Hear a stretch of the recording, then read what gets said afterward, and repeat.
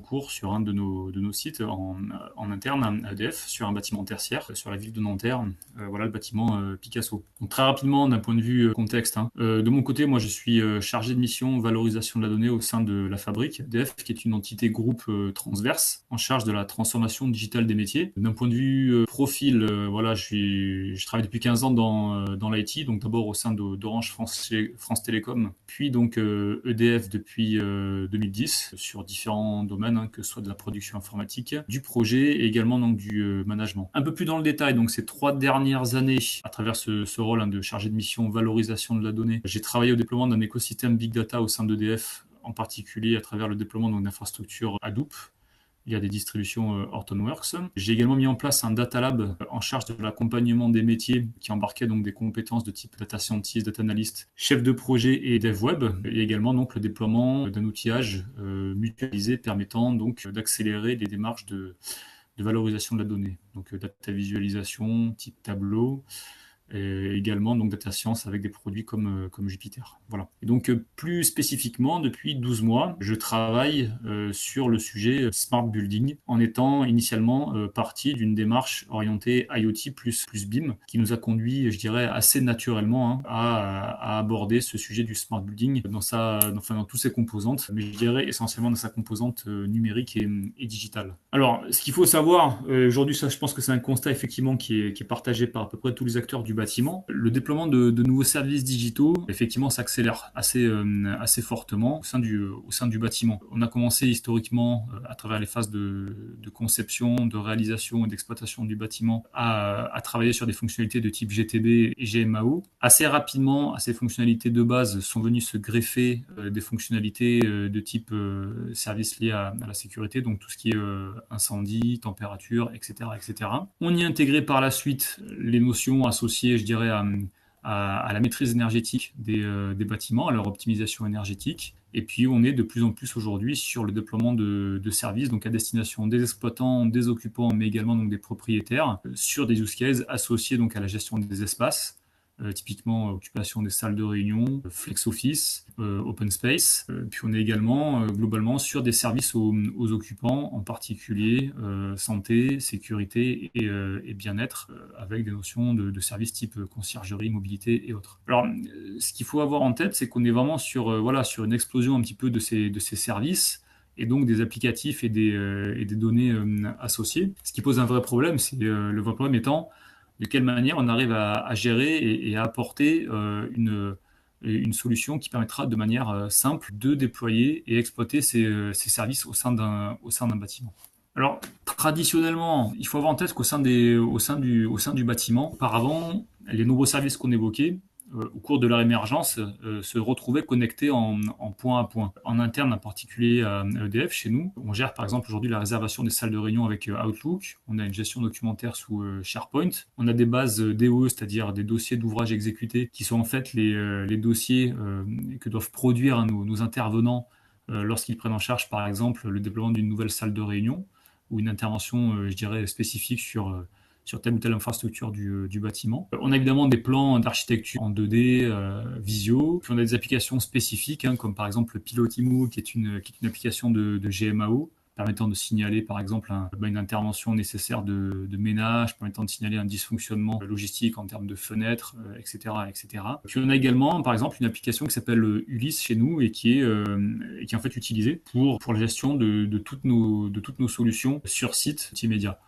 Donc ce qu'il faut avoir en tête, c'est que traditionnellement, l'ensemble de ces services au sein d'un bâtiment sont complètement isolés, complètement étanches. Et lorsqu'on souhaite engager des interactions entre ces différents référentiels, on n'a pas le choix que de faire de la connexion point à point. Donc assez rapidement, on se retrouve dans une logique de spaghettiware, c'est-à-dire au plus on va avoir de partenaires, d'acteurs du système, de services partenaires, en plus, on va avoir effectivement un nombre important de connecteurs à implémenter. Puis mathématiquement, la complexité globale du système va croître de manière exponentielle, avec une maintenance et une mise en cohérence de ces référentiels qui vont être très chers et très difficiles, voire quasiment impossibles au-delà de 10 systèmes. Donc, en opposition à cette approche un petit peu traditionnelle et assez limitée finalement, ce qu'apporte un boss, c'est la chose suivante, c'est la capacité à se positionner d'un point de vue déjà middleware au milieu de tous ces services partenaires, de tous ces de tous ces acteurs, de ce que je vais appeler moi des satellites. Hein. Et à travers ce positionnement d'un point de vue middleware, on va finalement disposer d'un nombre limité de connecteurs à implémenter et à maintenir, d'une centralisation et d'une unification des données au sein d'une modélisation unique du bâtiment qui sera le jumeau numérique et qui va reprendre tous les actifs numériques du bâtiment, et enfin d'une maintenance simple qui sera de toute manière assez aisée, même pour un grand nombre de systèmes partenaires, des fameux satellites que j'ai évoqués. Donc ça, c'est un petit peu l'essence du boss, hein, c'est cette capacité, le Building Operating System, à se positionner au milieu d'un écosystème, et donc en particulier dans limiter fortement la complexité. Alors, l'objectif de notre expérimentation que l'on a menée donc, sur notre site de Nanterre Picasso, qui est un site donc d'environ 40 000 mètres carrés, qui héberge environ 2500 à 3000 personnes. Il faut avoir en tête que, déjà, premièrement, nous, ce qui est important pour nous, c'est être capable de créer un référentiel commun de gestion des actifs du bâtiment qui serait valable pour l'ensemble de tous nos métiers, c'est-à-dire disponible pour un parc immobilier élargi et réparti sur l'ensemble du territoire français, voire à l'international. Alors à ce propos, nécessairement, ce référentiel se doit d'être déjà facile à mettre à jour, car très évolutif, accessible par et pour tout métier. Je le répète, hein, on est sur une modélisation unique et un jumeau numérique du bâtiment. Donc différentes sources de données vont être utilisées pour peupler ce référentiel, cette modélisation unique. Simplement, les propriétaires de ces données ne vont pas forcément souhaiter que d'autres entités puissent accéder à telle ou telle donnée, un peu forcément, pas forcément, qui pourrait être plutôt je dirais, confidentiel. Donc il faut qu'on soit aussi capable de gérer des accès à ce référentiel unique, spécifique par acteur. Ce référentiel doit également être évolutif. Tout nouveau use case va nécessiter de travailler, de collecter, de valoriser des nouvelles données. Donc à ce propos, il est important qu'on soit dans une logique où il va être facile et aisé de collecter des données, de les agréger et ensuite de les valoriser au sein de ce référentiel. Peu coûteux, évidemment.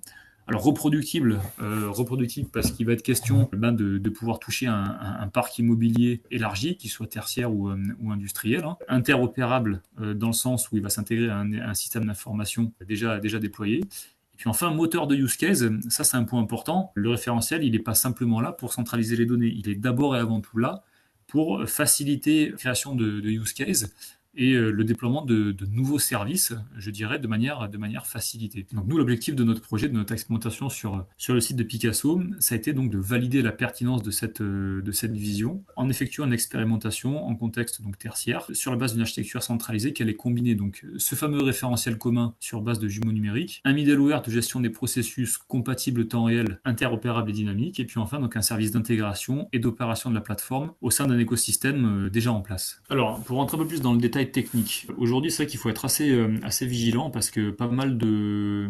Enfin, nous, on a pu, à travers aussi notre R&D, une veille technologique assez constante faite maintenant depuis plusieurs années sur le sujet. On a pu toucher du doigt qu'aujourd'hui, la notion de BOS, de Building Operating System, elle est un petit peu adressée à toutes les sauces. Nous, de manière simplifiée, synthétique, le BOS, pour nous, c'est vraiment, à EDF, la plateforme logicielle cœur nécessaire à l'industrialisation de la démarche de digitalisation du bâtiment. Et à ce titre, un BOS doit comporter pour nous, suivant notre vision, à minima les fonctions suivantes. Déjà, premièrement, une AEP, c'est-à-dire une Application Enablement Platform, qui va combiner donc un SDK, donc un Software Development Kit, et des API ouvertes et documentées, qui vont permettre donc le développement d'applications, l'enrichissement de modèles de données et la connexion avec des systèmes tiers, tout ça de manière aisée, peu coûteuse et rapide dans le temps. Le deuxième point important, le deuxième pilier, je dirais, c'est la notion de base de données graph distribuée. Cette base de données graph, elle va permettre en fait d'implémenter le référentiel unique, le jumeau numérique du bâtiment, tout ça de manière compatible temps réel et également batch, hein, pour obtenir une description précise de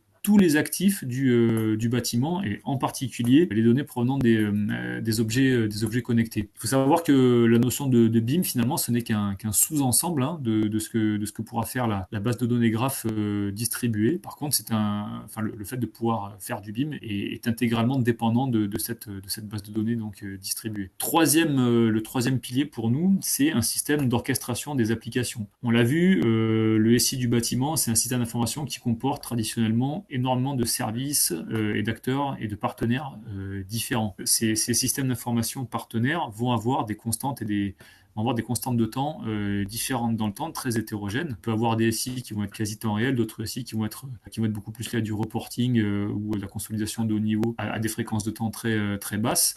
Il faut qu'on soit capable, au sein du jumeau numérique, du référentiel unique, d'orchestrer et de mettre en cohérence l'ensemble de ces référentiels. Donc c'est important qu'on ait donc justement une synchronisation des données modifiées, une gestion des événements intégrés à cet écosystème qui va permettre in fine donc d'orchestrer l'ensemble de tous les processus applicatifs, analyse, pilotage, distribués dans les différents systèmes du bâtiment. Quatrième pilier, c'est un système de gestion des droits. J'en ai parlé. Qui dit modélisation unique dit évidemment concentration de toutes les données au sein d'un écosystème restreint. À partir de là, on va avoir mélange de données avec des niveaux de confidentialité qui sont différentes. Encore plus derrière, si on commence à agréger dans le bâtiment des données liées aux occupants, typiquement pour leur apporter des services un petit peu individualisés.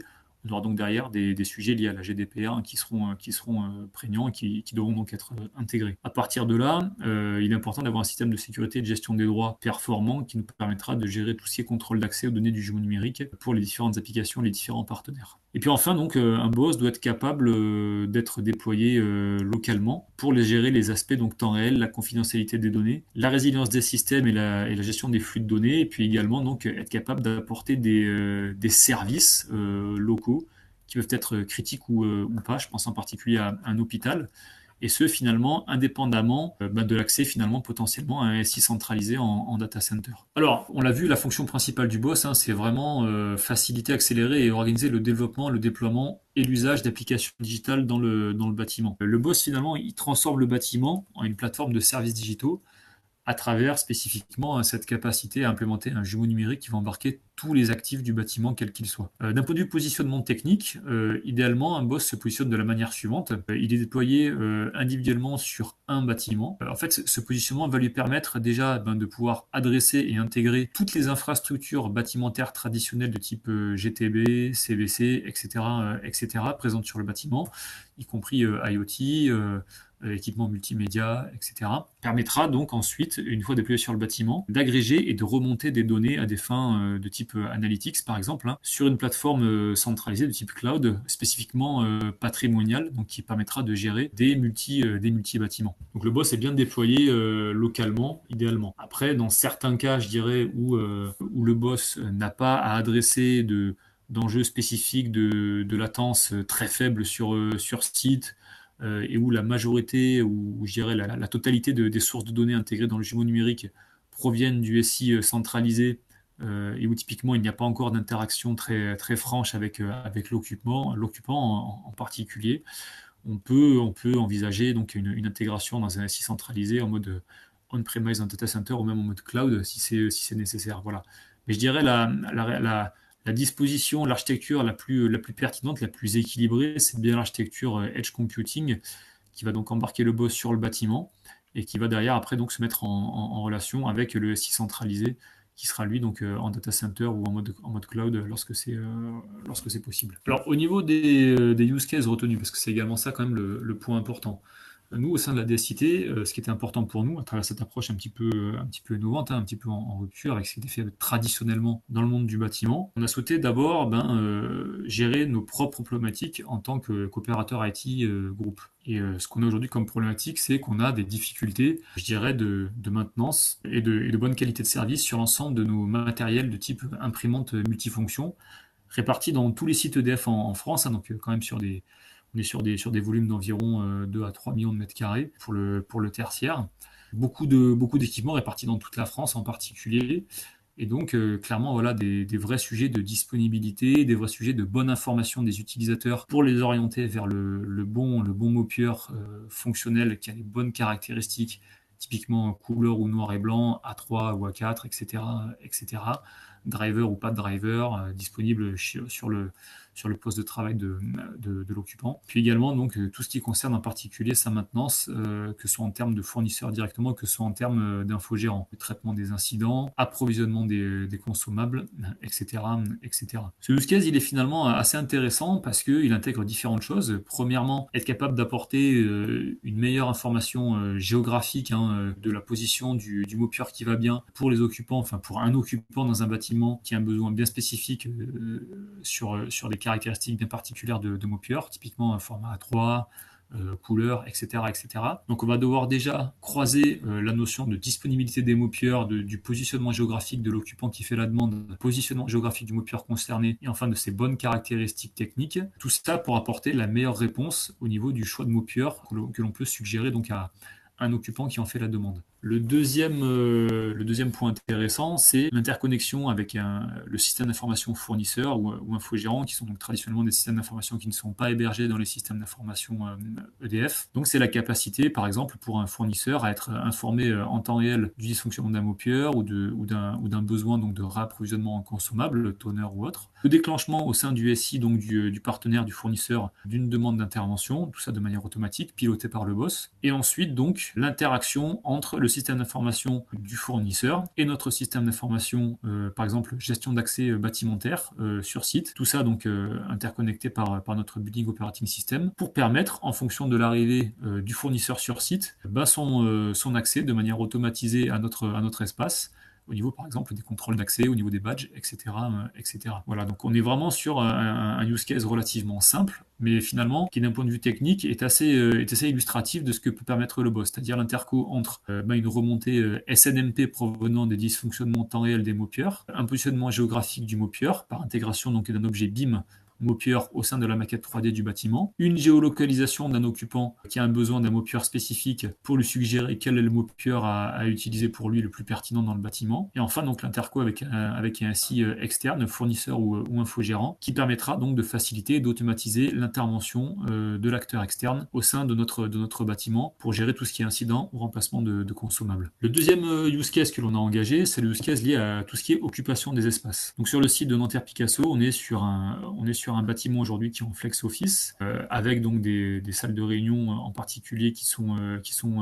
réservables, sachant que les espaces de travail open space, eux, ne sont pas réservables. Donc c'était important pour nous également de pouvoir apporter de la visibilité de temps réel sur cette occupation des espaces. Alors déjà au niveau des open space, être capable de faire de la mesure de l'occupation, sachant qu'aujourd'hui on est sur une direction qui fait du télétravail, qui est donc en flex office, avec donc un élément important pour la direction de l'immobilier groupe de factualiser un petit peu, de quantifier réellement l'occupation réelle des espaces de travail. Au niveau de l'occupation des salles de réunion, la capacité est toujours pareil, avec en plus une direction qui fait du télétravail, de ne pas réserver des salles de réunion a priori pour rien, qui se retrouveraient bloquées et finalement pas occupées. Parce que par exemple, au cours d'une réunion qui était prévue 2 semaines à l'avance, on a réservé une salle et puis finalement on s'est rendu compte que cette réunion, in fine, on allait pouvoir la faire en audio à l'instant T, le jour J. Par contre, la réservation, très souvent, elle n'est pas évidemment annulée.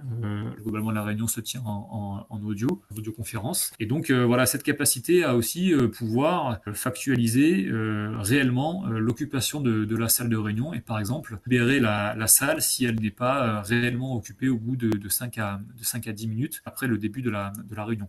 Donc pour ça, nous, on a travaillé sur l'interconnexion de notre Building Operating System avec tout l'écosystème de notre partenaire Sharing Cloud, qui aujourd'hui est notre partenaire externe donc de gestion des salles de réunion. Voilà. Donc il était question de créer un connecteur avec leur écosystème. Et demain, ça nous permettra d'intégrer en temps réel au sein de notre jumeau numérique l'occupation réelle des salles de réunion. Voilà, je vous dis à travers la remontée d'informations provenant d'un système d'information partenaire qui lui gère directement tout ce qui est matériel multimédia au sein des salles, dalles d'affichage en entrée de salle permettant de valider ou pas la prise réelle de la salle une fois la réservation faite en début de réunion, etc., etc. Voilà les deux use cases que l'on a engagés, qui sont en cours de réalisation, et puis deux autres use cases. Donc un premier use case qui est lié à tout ce qui est optimisation énergétique de notre bâtiment. Donc pour ça, on va engager la connexion à la GTB du bâtiment, qui est en cours de remplacement, que l'on va bientôt donc connecter. Et puis enfin, donc un deuxième use case qui lui est orienté confort occupant. Donc pareil, des use cases un petit peu, je dirais, exploratoires, mais qui nous permettent, dans le cadre de cette expérimentation, finalement de valider leur pertinence, d'évaluer leurs difficultés techniques d'implémentation, et donc derrière d'évaluer leurs difficultés de déploiement généralisé sur sur l'ensemble des bâtiments nationaux si jamais ils sont validés. Et puis également de valider leur pertinence également financière, hein, dans le sens où chaque use case doit quand même malgré tout apporter de la valeur ajoutée, y compris financière, d'un point de vue ROI, hein, globalement, lors de sa phase de déploiement, une fois le test et sa pertinence, je dirais, validée. Sur la partie confort occupant, différents sujets. Interaction avec le restaurant interentreprise pour, par exemple, proposer une meilleure gestion de l'attente au niveau des caisses, avec du temps réel et pourquoi pas de la prédiction. Pourquoi pas faire également de l'optimisation de contrat, c'est-à-dire être capable de remonter au niveau du prestataire, hein, responsable de ce restaurant interentreprise, une meilleure prédiction du nombre de couverts chaque jour, tout ça sur la base de l'occupation réelle, hein, des espaces de travail que le boss nous permettra donc de quantifier. Travailler sur toutes les notions de parking, hein, déjà d'un point de vue disponibilité, y compris place pour les véhicules électriques et toute la partie use case liée au chargement et à la disponibilité des bornes de chargement pour ces véhicules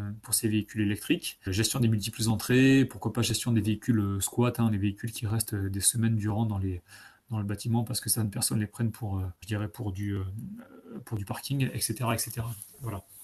Donc nous, ce qu'on a souhaité à travers cette expérimentation, ça c'est un point important, hein, c'est finalement valider et tester la pertinence des services, tant d'un point de vue capacité technique à être implémenté dans un contexte donc, de Building Operating System, que d'un point de vue pertinence finalement business, financière, ROI. Voilà. Ce bâtiment a vocation à devenir un laboratoire un petit peu pérenne, hein, du boss Spinalcom et du test au fil de l'eau de nouveaux services, un petit peu en mode agile, en cycle agile. Ce qu'on peut dire, c'est qu'une fois qu'un service est testé, après finalement, on décide de sa pertinence en faisant un REX approprié et on décide ou pas de sa généralisation sur l'ensemble de notre parc immobilier. Voilà un petit peu la logique que l'on suivra dans le cadre de cette expérimentation. Alors, en conclusion, très rapidement, pourquoi donc le boss Spinalcom? Déjà, premièrement, nous, on a la conviction EDF que Spinalcom, c'est la solution qui aujourd'hui est la seule à embarquer un jumeau numérique du bâtiment qui va être capable d'intégrer toutes les sources de données dont on a besoin, que ce soit les sources de données bâtimentaires traditionnelles, GTB, Elex et DC, que ce soit les sources de données liées à de l'IoT, qu'elles soient en gateway opéré ou gateway privé. Toutes les sources de données liées à l'occupant, hein, donc tout ce qui est quantified self, tout ce qui est application smartphone personnel, qui on va mettre donc de remonter de l'info individualisée au sein d'un boss et donc en retour de proposer des services individualisés aux occupants.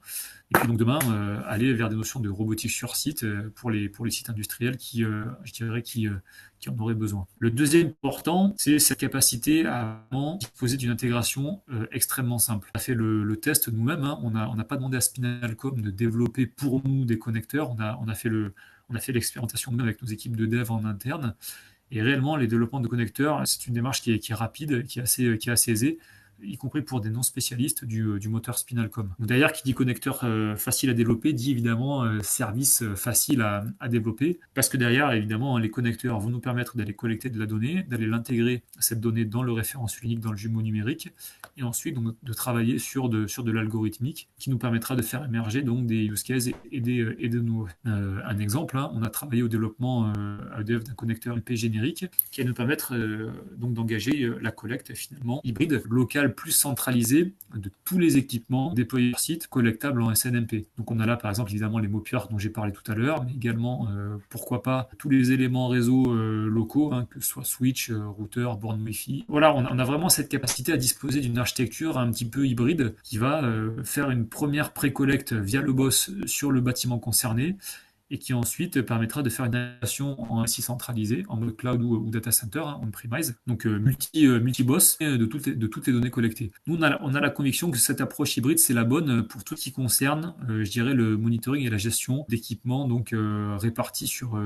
site. On a touché du doigt, je dirais, globalement les limites d'une approche exclusivement centralisée, où on a typiquement un outil déployé en data center qui va devoir aller collecter et taper avec des liens réseau sur l'ensemble de tous les équipements répartis sur des sites en région. Aujourd'hui, je pense qu'on est nombreux à constater les limites d'une approche de ce type-là, avec des décalages au niveau des référentiels locaux, des problématiques évidemment de liens réseau entre le data center et le site local, etc. etc. Donc l'approche hybride qui va combiner une pré-collecte sur le boss avec le jumeau numérique et ensuite une intégration centralisée en data center, en SI centralisé, pour nous est la bonne. On l'a vu, hein, la solution Boss, elle est compatible Edge et Cloud Computing. Nous, ce qu'on a fait en particulier, c'est qu'on a déployé localement sur notre bâtiment Picasso, hein, au sein du Boss, un écosystème analytics local pour faire de l'analyse locale de time series et de logs à travers des composants open source comme Prometheus, Grafana pour les time series et puis également donc Elastic et Kibana pour la partie log. Ça donne la capacité à être finalement à autonomiser un bâtiment d'un point de vue service. Le bâtiment,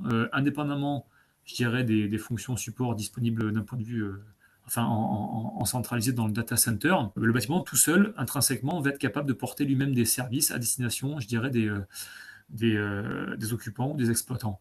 Donc, ce qui veut dire que même si on a un gros problème réseau, même si on a une coupure de lien entre un bâtiment et un site centralisé cloud ou data center, le bâtiment pourra continuer à délivrer des services critiques pour ses occupants sur site à travers globalement ce moteur analytics local. Le Boss est compatible, on l'a vu, avec un SI centralisé, évidemment. Au-delà donc de cette collecte locale analytics, time series et log, on a d'ailleurs la capacité à créer de l'agrégation multi-boss, hein, multi-bâtiment, un peu de type patrimonial, sur des écosystèmes big data élargis, avec donc par exemple des agrégations de multi-boss de time series dans des moteurs Hadoop et des composants type OpenTSDB. Et puis, pareil, de l'agrégation multi-bâtiment, multi-boss sur des clusters Elasticsearch, pareil, orienté Big Data sur base Hadoop. Voilà. Donc là, globalement, nous, ce qui nous intéresse, c'est qu'on a vraiment une architecture qui est cohérente de bout en bout, du bâtiment jusqu'au SI centralisé, y compris Analytics, et qui aujourd'hui nous permet d'adresser l'ensemble de tous nos use cases. Et puis enfin, pour terminer, je dirais, on a affaire à une équipe Spinalcom qui est compétente et qui est très sérieuse. Ça fait maintenant plus de 18 mois qu'on travaille avec cette équipe. Et clairement, en particulier, on a des gens qui maîtrisent techniquement leur sujet fortement, et on a des gens avec qui aujourd'hui on a une très bonne relation commerciale. Voilà, donc voilà pourquoi aujourd'hui nous avons fait le choix de partir sur le moteur Spinalcom pour adresser donc nos smart buildings d'un point de vue plateforme digitale. Voilà, merci à tous, et puis donc n'hésitez pas à revenir vers Spinalcom si vous avez des questions sur cette petite présentation.